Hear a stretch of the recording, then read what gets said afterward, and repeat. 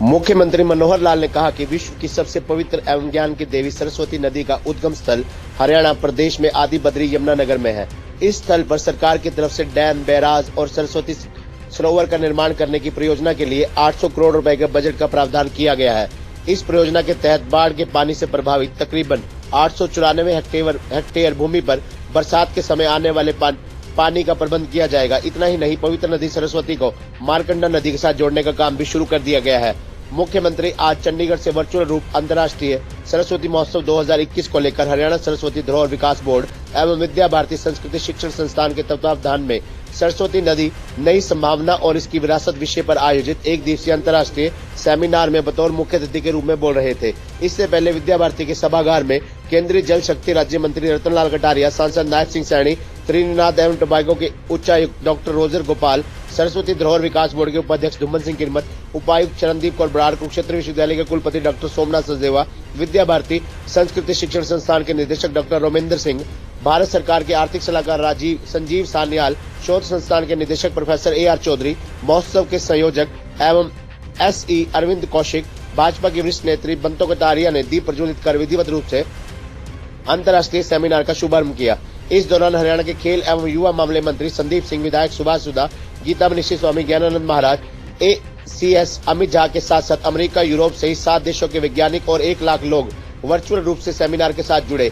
इसके साथ ही सेमिनार के तकनीकी सत्र में बेलारूसियन स्टेट यूनिवर्सिटी से डॉक्टर L पेरजोवाविशिक, ASI के संयुक्त महानिदेशक doctor Sanjay Manjul, general doctor GD Bakshi, doctor JN Ravi, ISRO से डॉक्टर BK बद्रा, USA से डॉक्टर नीलेश नीलकांथोग, गोवा से लीना महजले, चेन्नई सरस्वती शोध केंद्र के निदेशक डॉक्टर S कल्याणमन, वेव सोसाइटी से प्रोफेसर शशि बाला, डॉक्टर मनोगमना व CGWUB के RD डॉक्टर अनूप नागर ने वैज्ञानिक दृष्टि से पवित्र सरस्वती पर लंबी चर्चा की। मुख्यमंत्री मनोहर लाल ने बसंत पंचमी और सरस्वती महोत्सव की शुभकामनाएं देते हुए कहा कि पद्म विभूषण स्वर्गीय डॉक्टर दर्शन लाल जैन के प्रयासों से ही सरस्वती नदी को फिर से धरातल प्रभावित करने की योजना को तैयार किया गया है।